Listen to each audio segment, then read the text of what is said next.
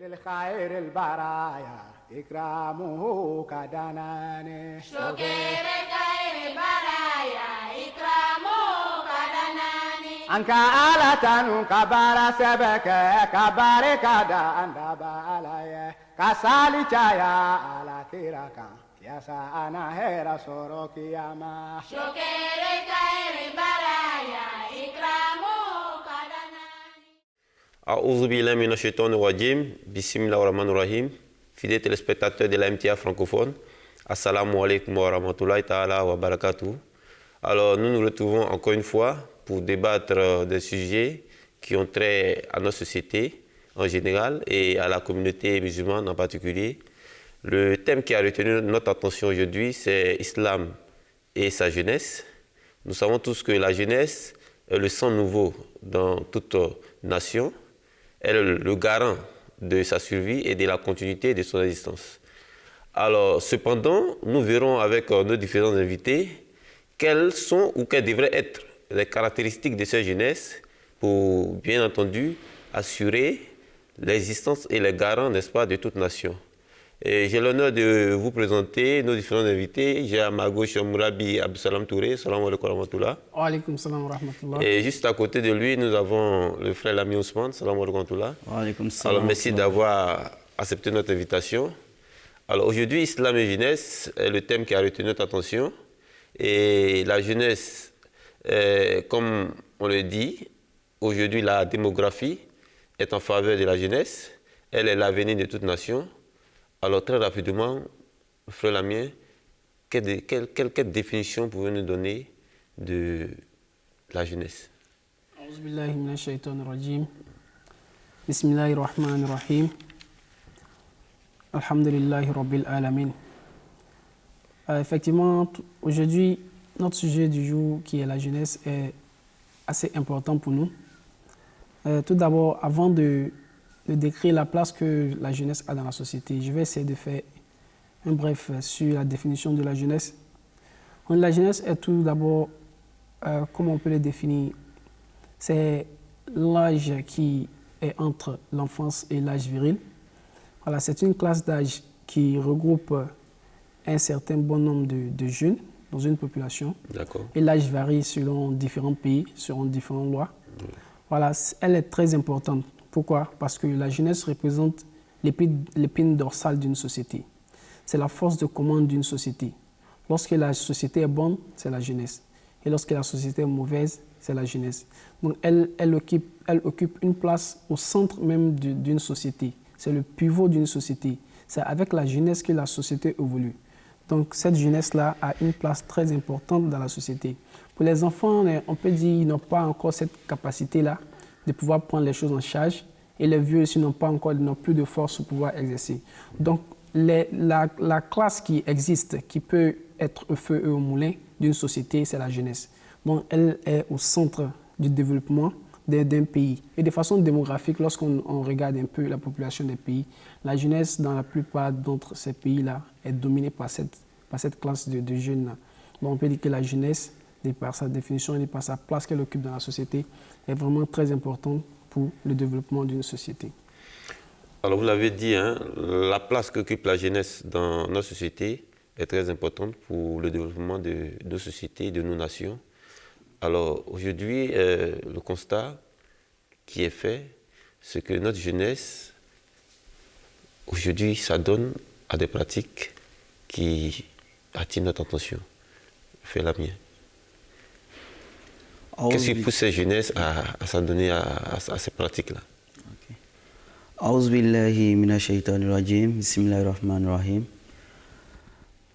Comme nous l'avons vu et nous le constatons également, notre société est détruite par le comportement de notre jeunesse.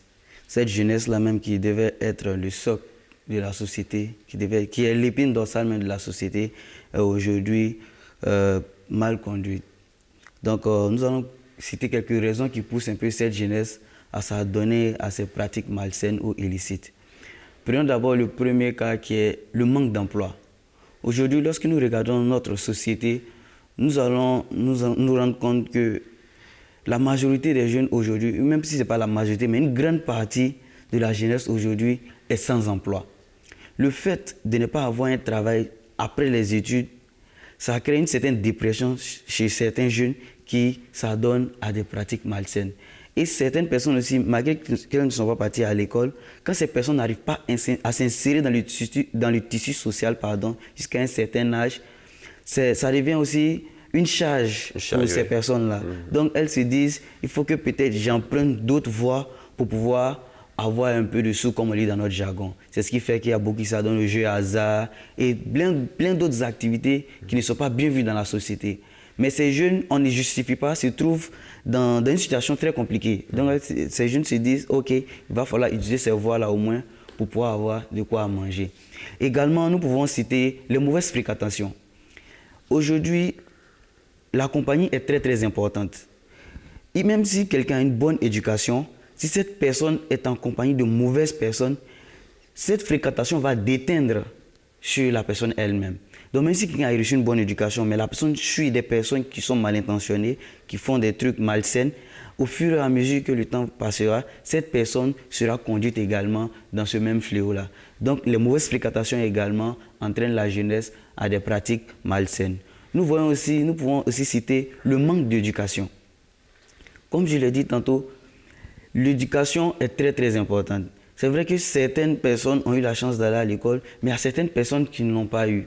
Et même l'éducation n'est pas seulement restreinte qu'au niveau de l'école, mais l'éducation même commence depuis la famille.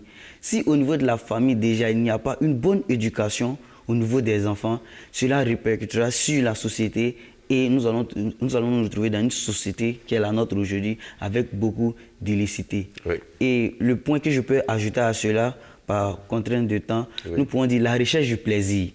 Aujourd'hui, on peut dire, étant donné que l'adolescence est un peu située la jeunesse est un peu située dans l'âge de l'adolescence, le jeune s'est dit, je dois satisfaire mes désirs. Donc tout ce qu'il a envie de faire, peut-être depuis son enfance, il n'avait pas le pouvoir de le faire, c'est à cet âge-là qu'il veut l'exprimer.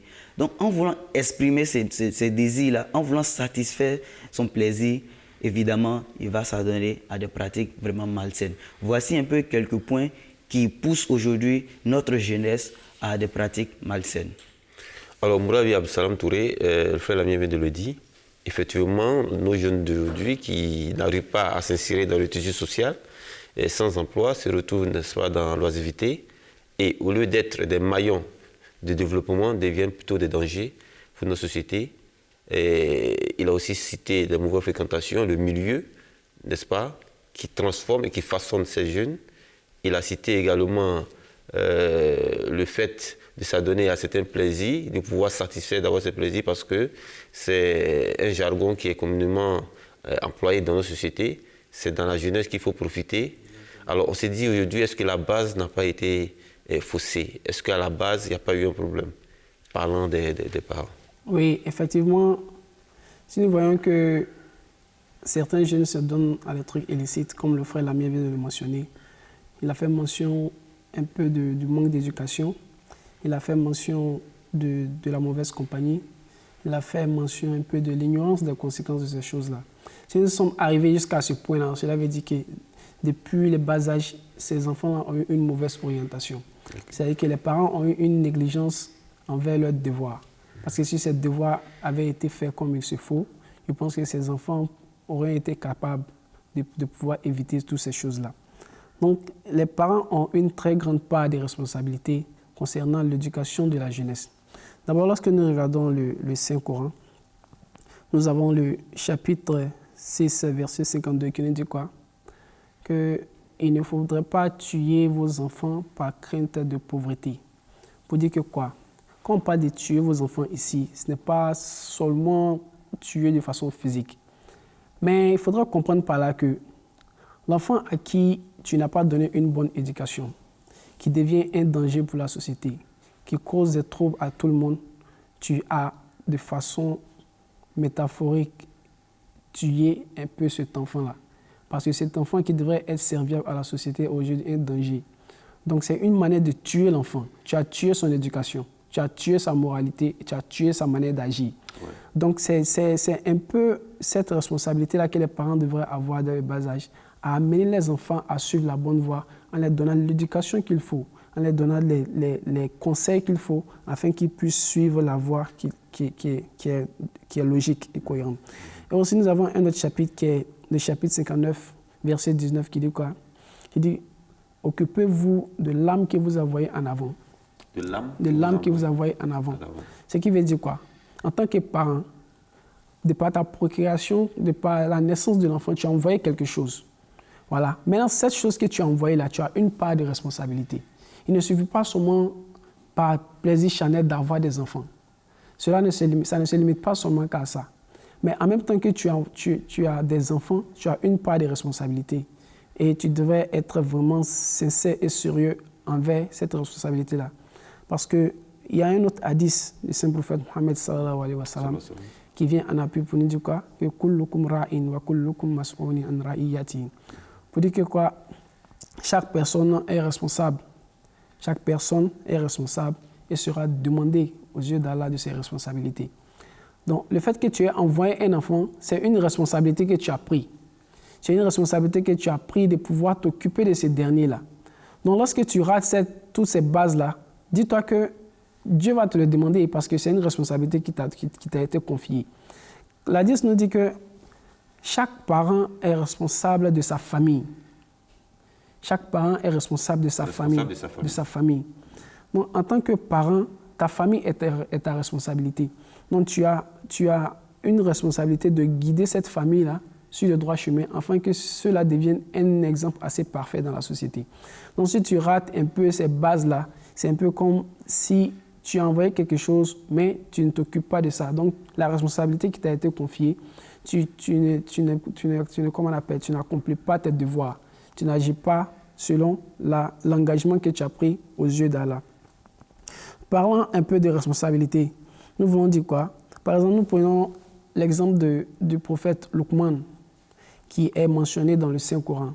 Voyez un peu comment Luqman a donné des conseils à ses enfants pour qu'ils puissent être vraiment des modèles assez exemplaires dans la société. Lorsque nous regardons la sourate Luqman, qui est le chapitre 31, nous voyons que Luqman, dès le départ, a dit à ses enfants qu'il faudrait qu'ils s'abstiennent du shirk. Le shirk qui est quoi? Associer un partenaire à Allah subhanahu wa ta'ala. Donc, dès le bas âge, il faudrait que tu amènes l'enfant à savoir que l'objectif principal de sa création déjà est l'adoration d'Allah. Okay? Donc, toutes les choses vaines qui pourraient l'écarter de ce principe-là, l'enfant devrait s'abstenir de toutes ces actions-là. Donc, Luqman s'est rassuré que l'enfant puisse comprendre tous ces trucs-là dès le bas âge. Et il a dit quoi encore aux enfants? Il dit, soyez obéissants envers vos parents. Vous devez être serviables envers vos parents. Déjà, il faudrait, dès le bas âge, construire la moralité de l'enfant. Amener l'enfant à comprendre qu'il a des choses à faire dans la société qui devraient avoir un impact positif sur sa vie antérieure. Déjà, le respect des parents est quelque chose qui devrait être très important, que l'enfant devrait comprendre. Aujourd'hui, nous regardons dans notre société, il y a beaucoup de jeunes qui, malheureusement, prennent leurs parents comme si ils étaient de la même catégorie. Donc cela aussi vient un peu de la part des parents qui n'ont pas fait comprendre à l'enfant dès le bas âge la responsabilité qu'il devait avoir. Le point encore va un peu plus loin pour dire quoi? Il apprend à l'enfant que vous devez être patient face à beaucoup de réalités. Car, voilà, dans la vie, nous avons beaucoup de réalités qui peuvent arriver. Donc, il a amené l'enfant à comprendre que face à toutes ces difficultés qui peuvent apparaître, il faudrait que tu fasses preuve de patience et d'endurance. Voilà, parce que c'est à travers ça qu'il y aura une évolution spirituelle et tu pourras avoir un progrès dans ta vie. Donc, Luqman, de cette manière-là, il a encore allé un peu plus loin pour dire à l'enfant même la manière de se comporter, la manière de marcher. L'enfant ne devait pas marcher avec arrogance. L'enfant ne devrait pas parler à haute voix. L'enfant ne devrait pas agir avec... Il devrait agir plutôt avec beaucoup de modestie dans sa vie. Donc, Luqman, de cette manière-là, a éduqué son enfant. Donc, en tant que parents, ça, ce sont les exemples que nous devons prendre. En tant que parents, nous devons éduquer nos enfants comme il le faut, leur montrer le droit chemin, afin qu'ils puissent suivre le chemin comme il le faut. Il y a certains qui font certaines erreurs. Dès le bas âge, lorsqu'ils voient l'enfant avec un certain comportement qui ne sont pas bons, ils ne corrigent pas l'enfant. Ils se disent qu'il est encore enfant et que lorsqu'il va grandir, il va laisser ces comportements-là. Et ce comportement devient une habitude, l'enfant grandit avec. Et pendant l'âge d'adolescence, il n'a peut-être pas eu cette force-là de pouvoir mettre en exergue ces mauvais comportements-là dans la société. Peut-être qu'il le faisait seulement à la maison. Mais lorsqu'il est arrivé à l'âge viril, où il est maintenant jeune, il a la force, maintenant, il aura un impact négatif sur la société. C'est en ce moment-là que le parent maintenant essaie de corriger l'enfant alors qu'il est trop tard. C'est-à-dire que tu as manqué à ta responsabilité dès le bas âge. Tu as manqué à l'éducation de cette jeunesse-là qui devait être le fruit de demain. Donc, dès le bas âge, il faudra corriger l'enfant. L'amour, c'est quoi? L'amour n'est pas de laisser l'enfant sur le mauvais chemin. Mais le véritable amour, c'est de quoi? C'est de pouvoir guider l'enfant comme il le faut. Donc, dès que l'enfant, dès le bas âge, a des mauvais comportements, il faut être en mesure de pouvoir cadrer l'enfant afin que l'habitude mauvaise que l'enfant a puisse changer en une très bonne habitude. Donc, c'est le conseil que nous pouvons donner aux parents afin qu'ils sachent qu'ils ont une très grande part de responsabilité dans l'éducation de la jeunesse. Et ils doivent vraiment le prendre avec beaucoup de sérieux afin que notre société soit sauvée des mauvais actes que la jeunesse d'aujourd'hui produit. D'accord. Oui, frère Lamien, tout à l'heure on avait Salam Touré qui parlait de la responsabilité des parents, ceux-là même qui sont appelés à donner tous les rudiments nécessaires dès le bas âge pour que tous ces enfants qui seront injectés dans la société soient des modèles et non des dangers. Alors aujourd'hui, on a envie de se poser la question de savoir, tous ces enfants qui naissent dans nos sociétés, qui deviennent majeurs, qui grandissent, quel devait être en réalité leur caractère? Alhamdulillah, vous savez, la société est une continuité. Parce qu'on ne peut pas dire, bon, comme cette tranche d'âge, cette classe d'âge a vieilli, il faut les enlever et mettre une nouvelle génération carrément comme si on changeait un vêtement. C'est une continuité. Donc si les parents, comme le Mouravi vient de le dire, si les parents ont effectivement écouté et appliqué les enseignements de l'islam, je pense que cela sera profitable pour la jeunesse. Ça commence d'abord par les anciens. Parce que la jeunesse qui vient, elle est, on peut dire, inconsciente, elle est innocente. Oui. Elle ne connaît pas les dangers de la société. Oui. Donc d'abord, les plus anciens doivent être ceux-là même qui doivent assurer la transition, qui doivent introduire la jeunesse à la société. Oui. Ils doivent assister ces jeunes-là. Une fois que la transition est bien faite de l'ancienne génération à la nouvelle génération, ces jeunes-là, maintenant, on peut parler maintenant de leur rôle. Mais avant de parler de leur rôle, il va falloir que les anciens eux-mêmes sachent vraiment léguer le pouvoir. Si vous n'avez pas bien assuré la transition avec la jeunesse, c'est sûr et certain que dans l'avenir, ces jeunes-là vont vous manquer de respect. Mais si vous les introduisez très bien dans la société, avec beaucoup de sagesse, ces jeunes, dans le futur, vous respecteront. Maintenant, quant aux jeunes, une fois qu'ils sont bien introduits et que la transition a été bien effectuée dans la société, d'abord, je pense que la première chose que ces jeunes-là doivent faire, c'est de maintenir d'abord le travail de ces anciens. La société qu'ils ont retrouvée d'abord, il faut maintenir d'abord ce cap-là et maintenant chercher à l'améliorer. Si on veut trouver une société paisible, nous, en tant que jeunes, nous ne devons pas être un facteur de destruction de cette société-là. Parce que pour que la société soit si paisible, c'est parce que certaines personnes se sont sacrifiées et ont fait un certain nombre de comportements et de sacrifices. Tout à fait. Nous, en tant que jeunes également, devons maintenir ce cap-là et même chercher à l'améliorer afin d'avoir une société meilleure. Maintenant, comme nous le savons, la société est basée sur la jeunesse. Donc, une bonne réforme de cette jeunesse-là pourra mieux aider la société. C'est pourquoi le deuxième calife de la communauté islamique, Ahmadiyya, a dit, il a dit quoi? Aucune nation ne peut se réformer sans la réforme de sa jeunesse.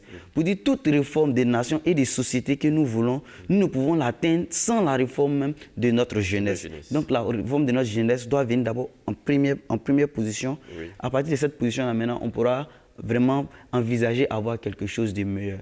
Mais on ne s'arrête pas là. Il y a certains encore qui disent que l'avenir appartient à une génération consciente.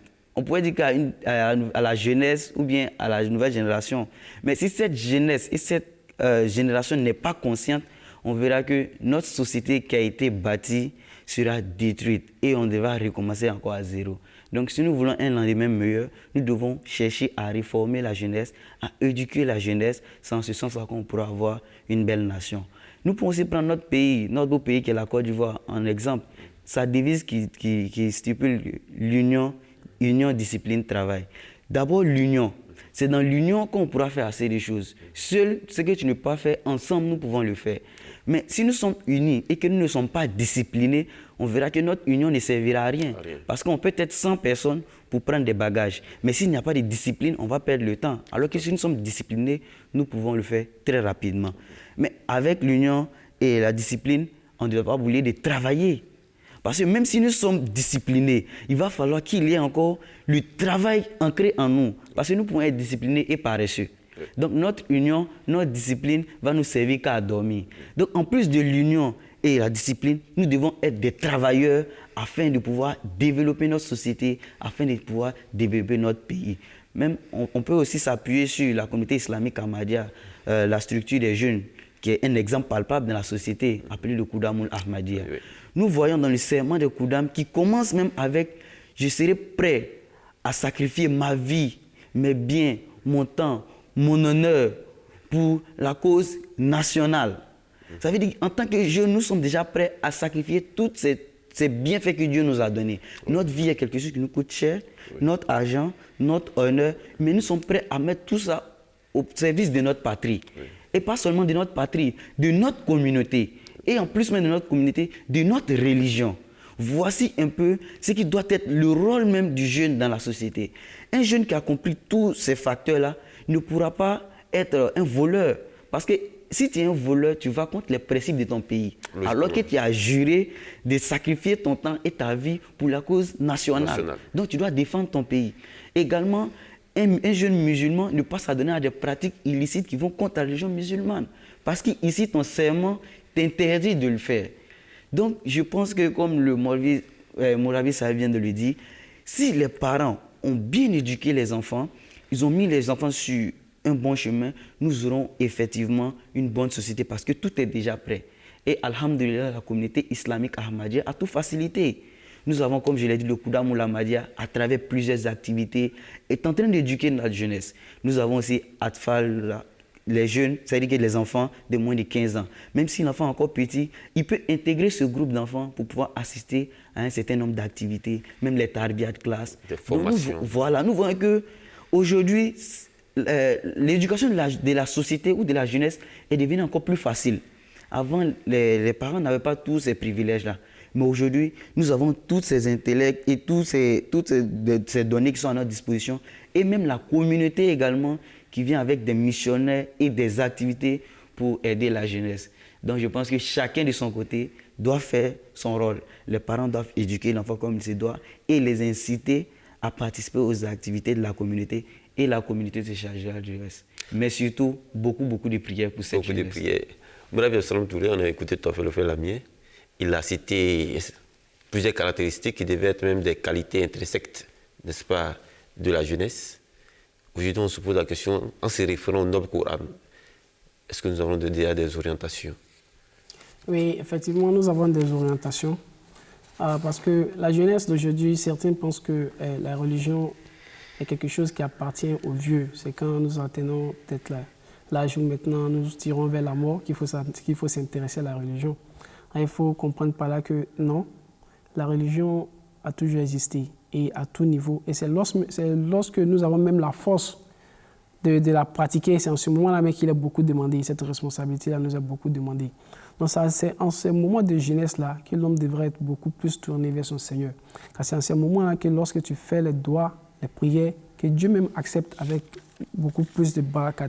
Parce que c'est en ce moment-là que tu as la force. Pas au moment où maintenant tu es plus proche peut-être de la mort que tu vas t'intéresser un peu à l'adoration.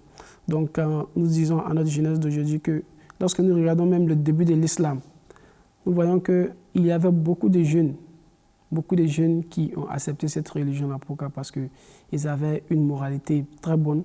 Voilà, et ils ont reconnu la vérité dès leur bas âge et ont suivi le droit chemin.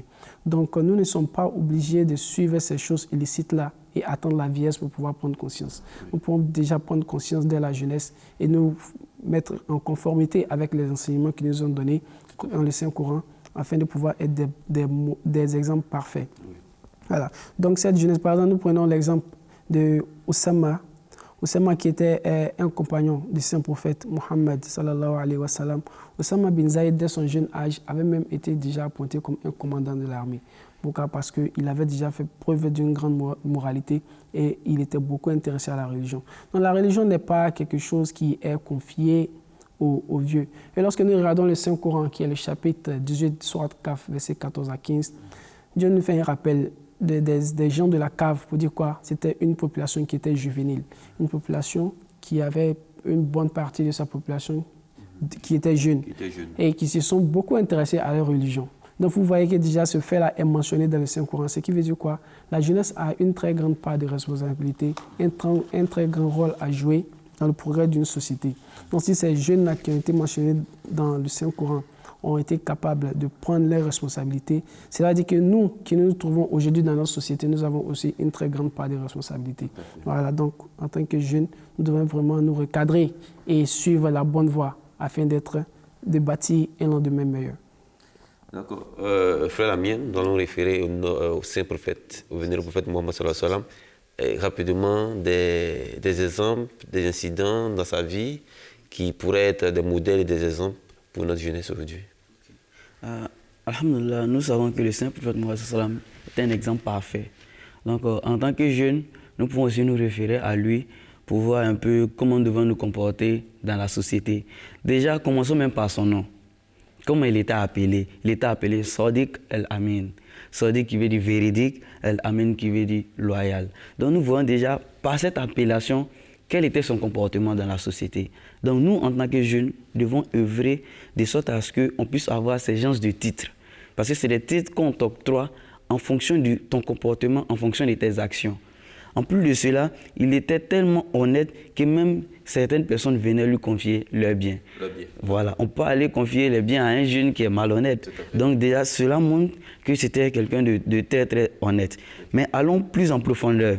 Au moment où il était âgé de 20 ans, il est écrit encore qu'à cet âge-là, il s'est associé à une association pour pouvoir aider les opprimés, les plus faibles. Les plus faibles. Exactement. Donc, voyons un jeune de 20 ans qui cherche déjà à lutter pour la cause des nécessités, qui cherche déjà à bâtir une société meilleure, ça montre déjà quel genre de personne il était. Nous, en tant que jeunes également, malgré notre jeune âge, devons essayer d'œuvrer à notre niveau pour aider la société. Okay. Et ces rapports dans ces activités? Exactement. Je voulais en venir même par là. Okay.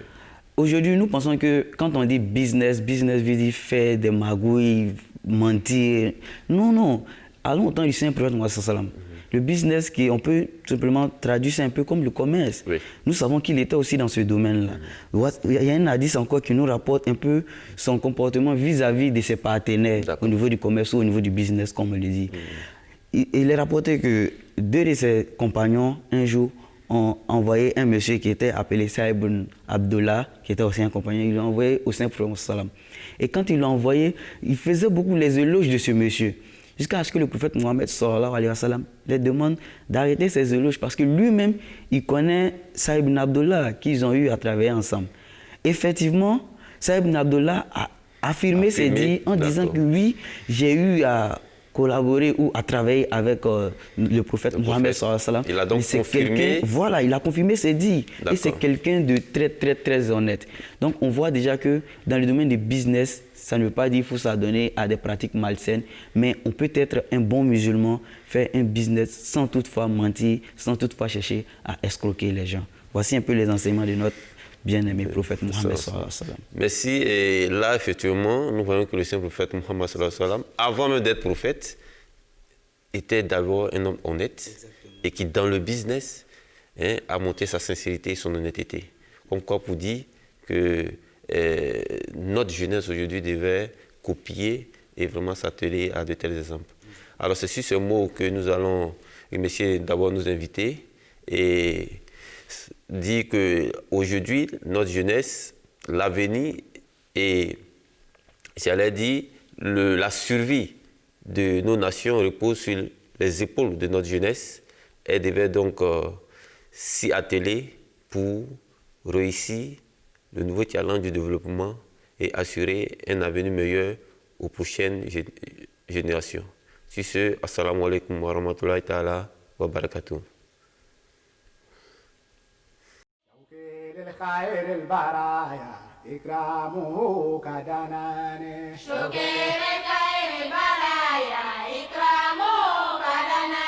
Anka ala tanu kabara sebeke kabare kada anda balaya kasali chaya ala kiraka yasa ana hera soro kiyama Shokere kaere baraya ikram